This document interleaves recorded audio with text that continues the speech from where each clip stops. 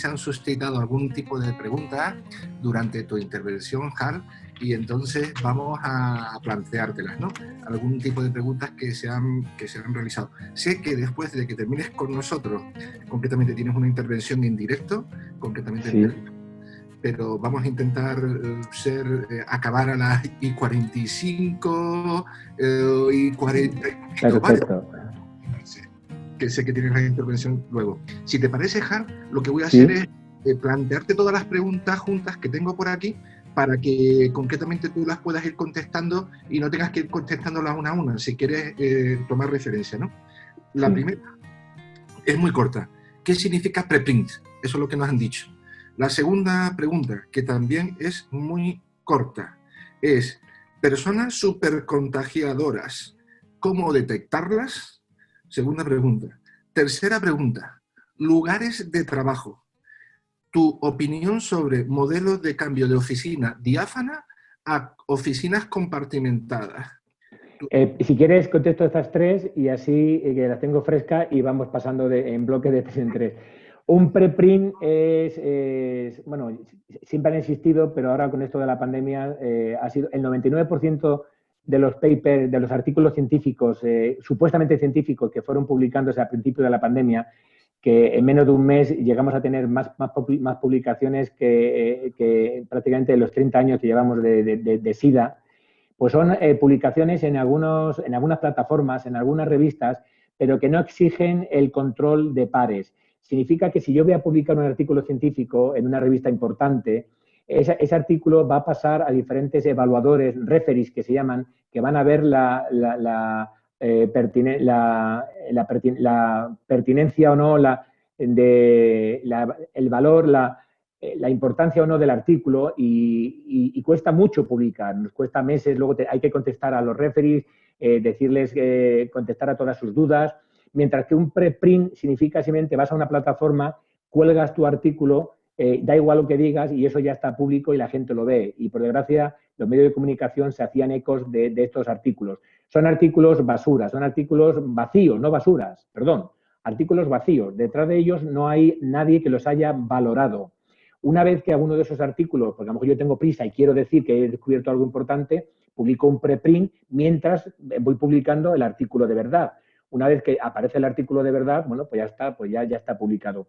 Mientras no se convalide un artículo por pares, por evaluadores que lo controlen, un preprint no es más que una declaración de intenciones, donde uno puede decir prácticamente lo que le dé la gana. En cuanto a los supercontagiadores, no está claro que existan los supercontagiadores como tal. Existen personas que por actividades, no se han visto características genéticas que hagan que yo sea un supercontagiador. Son personas que suelen ser asintomáticas, algo parecido a María Tifoidea a principios del siglo XX con el tifus, la pobrecilla que era ama de casa, era cocinera en las casas de los ricos en Chicago y demás, y iba sembrando la muerte ahí donde iba por el tifus. Ella no era consciente que ella era portadora del virus, pero ella no padecía la enfermedad. Del virus no, el tifus era una bacteria. Bueno, pues hay personas asintomáticas que pueden tener carga viral, que por su tipo de actividad, que sean profesores se ha visto, un profesor de Zumba en Estados Unidos contagió a la mitad de la clase, pero el mismo profesor en la clase de al lado, donde daba pilates, no contagió a nadie. O sea que el supercontagiador va asociado a un tipo de actividad más que ser una característica inherente de una persona, aunque podría haber factores genéticos que hicieran que una persona tuviera la capacidad de expeler más cantidad de virus durante más tiempo, pero esto no está claro. Y por último, el trabajo. Mi consejo es que allí donde se pueda se teletrabaje. Ahora mismo en muchos países se ha podido conseguir el teletrabajo, incluso en profesiones que aparentemente no parecían adecuadas, como diseñadores gráficos que tienen que trabajar ad hoc, empleados de transporte público de oficinas, que tienen que tener contacto con el personal. Se han conseguido realmente reducir mucho la presencia de los trabajos. Una vez que estemos en los trabajos, pues obviamente en sitios lo que importa es que haya una buena ventilación. Que haya una buena ventilación. Hay ahora mismo capacidad de aclimatizadores con renovación del aire de hasta el 40% y algunos de ellos son bastante asequibles. La importancia es, hombre, mantener la distancia. Si el lugar es diáfano, como digo, mucha ventilación, si puede ser natural mejor, y si no, pues de esta forma que estoy comentando, abrir las ventanas y las puertas si se puede, si no son ventanas de estas que están herméticas, cerradas en muchos edificios inteligentes, pero es importante. Si el sitio tiene que ser diáfano, obviamente mantener la distancia que marca la ley. Ahora mismo no tengo muy claro si es varios metros entre mesas como tal, y si encima se pueden colocar en personas que estén trabajando cercanamente, como en call centers, mamparas de protección entre unos y otros también, pero eso no evita que el virus pueda difundirse si no se tiene en cuenta la ventilación. Ventilación que tiene que ser por reciclado del aire, no ventilación de aire acondicionado que muchas veces comunica unas salas con otras, como ha ocurrido en algunas oficinas en Hong Kong, creo recordar, donde unas personas infectadas contagiaron a varias plantas por la comunicación precisamente del aire acondicionado. Perfecto, pues fenomenal. Si te parece, tengo otro bloque de 3 preguntas, pero le voy a Sí. dejar que también plantee ya algunas de las cuestiones que tiene. Pues nada, después de esta estupenda intervención, exposición, están claras, yo un poco quería comentar que o a mí me ha quedado claro una serie de puntos. Primero, es que sabemos más sobre esta enfermedad que al principio, pero está claro que el grado todavía de incertidumbre respecto a este virus nos ha constatado todavía es muy elevado, con lo cual hay que seguir trabajando en el tema. Ese déficit de inversión en investigación no ayuda en esta línea, porque es algo que lo acaba de dejar patente con estas gráficas, ¿no? Lo que se emplea, por ejemplo, o lo que se financia a equipos de fútbol y no a investigación, eso realmente es un punto débil que tenemos en este país y que necesitamos que de forma urgente nuestros responsables políticos lo corrijan, porque dejamos de ver fútbol y empezamos a ver qué laboratorio era el que más rápido iba sobre el tema sobre una vacuna para ayudar a la población. Esto es fundamental que lo tengamos claro. Y en tercer lugar, se pone en evidencia que al igual que en otras enfermedades o con otras patologías, a menor nivel adquisitivo, mayor incremento de casos. Eso queda patente de que es así. Las clases bajas pues, están más afectadas pues, por su precariedad laboral o por esas viviendas, el hacinamiento en esas viviendas, porque en este caso en España tenemos un sistema público universal, es decir, que no explicaría estas diferencias entre las diferentes clases sociales o poderes adquisitivos. Sí se podría explicar, por ejemplo, en ciudades como ha comentado de Chicago, donde sabemos que el sistema público de Estados Unidos no es como el nuestro y se ha puesto de manifiesto que la población afroamericana y la hispana son las que triplican el número de casos con respecto a la población autóctona. Con lo cual, bueno, la verdad es que nos ha aclarado un montón de cosas, nos ha dado esperanza por un lado y por otro lado prudencia. Y yo le quería plantear un par de cuestiones que nos plantean aquí los participantes, las personas que están al otro lado, siguiendo esta webinar. En primer lugar, se plantea hombre, si esta gestión es todo lo buena, o sea, no tiene su lado negativo respecto a los efectos secundarios que representa el hecho de que nos estemos centrando tanto en esta infección, en esta pandemia, y se esté dejando de lado el control y seguimiento de otras patologías y ha quedado claro, ¿no? O eso los expertos y los especialistas lo están diciendo, de ese incremento de la morbilidad o mortalidad de otra serie de patologías que están ahí y que no se están atendiendo.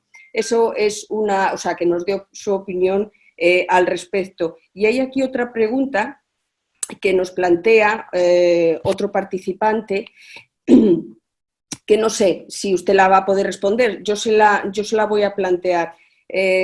Comenta que después de la publicación en el Lancet de que la fase 1 y la fase 2 la vacuna rusa fue tan efectiva como el resto de las vacunas, de las que sí que se está continuamente hablando en los medios de comunicación, la de Oxford, la de Johnson & Johnson, y sin embargo a la vacuna de Rusia no se hace mención.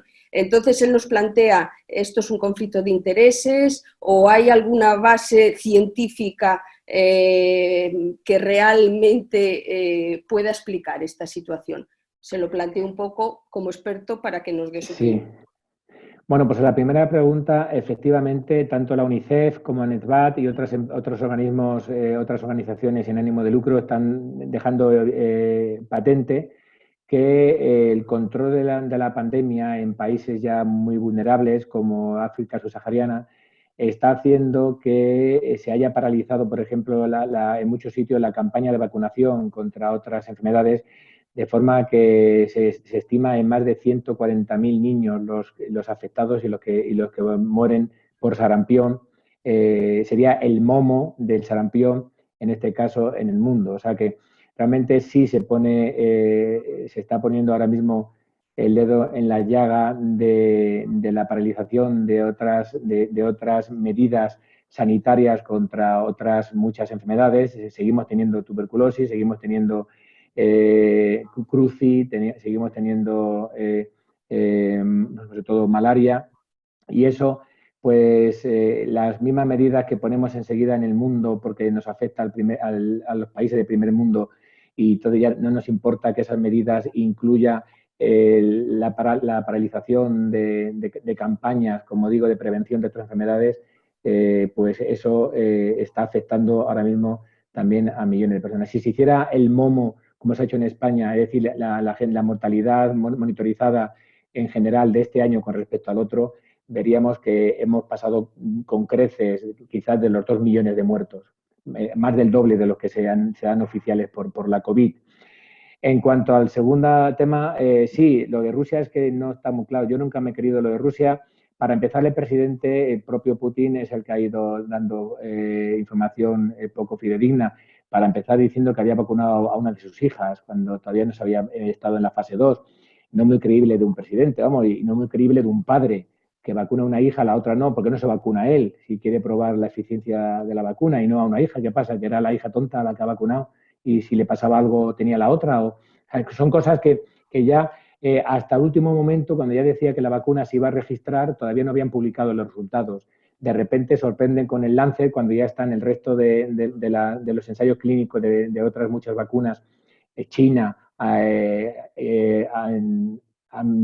germanoamericana y americana. Hablo de Moderna, hablo de la de Pfizer, hablo de la Johnson & Johnson. Cuando ya estaban en marcha, entonces de repente registran la vacuna rusa y aparece el Lancet. No lo sé, no sé si obedece a una estrategia geopolítica, pero si obedece ¿de quién? ¿Del resto de los países que han hecho un boicot contra la vacuna rusa o de la propia administración rusa, que ya incluso con el nombre que le ha puesto a la vacuna deja claro que tiene un componente político, casi un componente de superioridad, con eso de la Sputnik 5 para indicar que ya ganaron la carrera espacial y ahora lo van a hacer con la carrera sanitaria.